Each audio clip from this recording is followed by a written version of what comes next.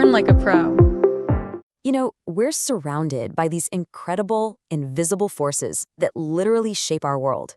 But magnetism, it has this hidden structure, this fundamental architecture. And today, we're going to pull back the curtain and show you the blueprint. So here's the big question we're diving into. If you could actually see the space between two magnets, what would it look like? I mean, what are its rules, its patterns? That's exactly what we're here to map out. All right, here's our game plan. We're going to start with the basic blueprint, then learn how to read it with a compass. After that, we'll spot its unique signatures, see how magnets actually interact, and wrap up with the universal rules that tie it all together. First up, the invisible blueprint. Look, before we can get into all the complex stuff, we have to start with the single most fundamental piece of the puzzle, a simple bar magnet.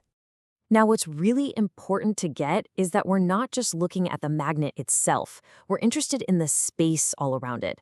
That's the magnetic field. It's this invisible zone where the magnet's power can be felt. Think of this as the actual canvas for our architectural drawing. So how do we draw on this invisible canvas?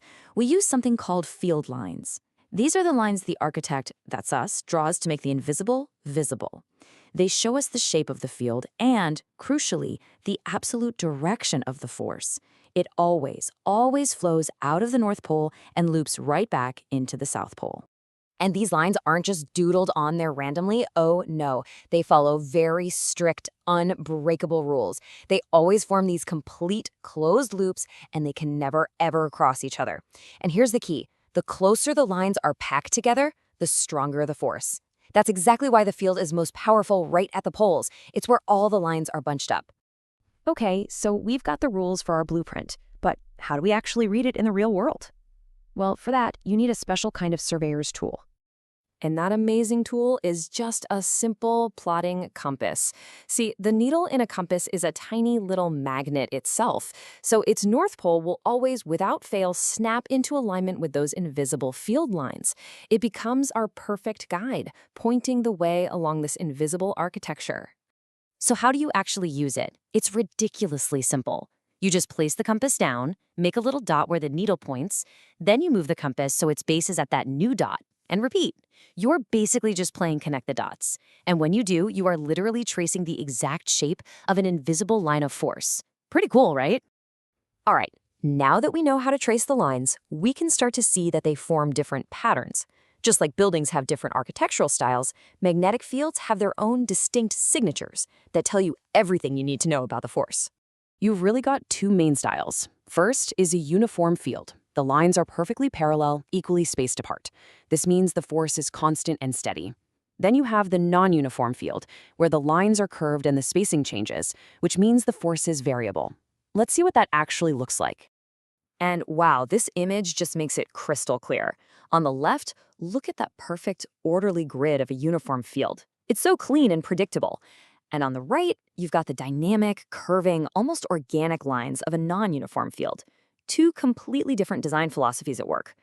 Okay, this is where it gets really good. We've mastered the single component, right? So what happens when we start putting them together? This is the interaction matrix, and it's where this invisible architecture truly comes alive. When you bring two magnets close, one of two things is going to happen. On the left, you've got opposite poles. See how their field lines just elegantly reach out and form a bridge? They lock together. That's attraction.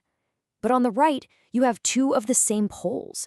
Their lines slam into an invisible wall and bend violently away from each other. The architecture itself forces them apart. Now look really closely at that repulsion pattern. See that X right there in the middle? That is a fascinating spot called the neutral point. It's a very precise location where the pushing forces from both magnets are so perfectly balanced that they completely cancel each other out. It creates a tiny pocket of zero magnetic force, a little point of calm in the middle of an invisible storm. So let's zoom out now and put it all together. From a single little magnet to these clashing fields, everything we've seen today is governed by a unifying set of geometric rules. This is the grand design. So let's just recap the big ideas. Magnetic fields are totally real, invisible structures that have a clear architecture. Those field lines we've been drawing, they map out both the direction and the strength of the force. This means attraction and repulsion aren't just some vague ideas. They are predictable, geometric results.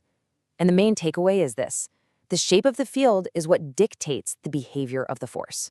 And that leaves us with this final thought. We've learned that we don't just see the magnets themselves, we're actually seeing the geometry of the space between them. And if you can understand that invisible architecture, if you can control the field, well, then you can control the force itself.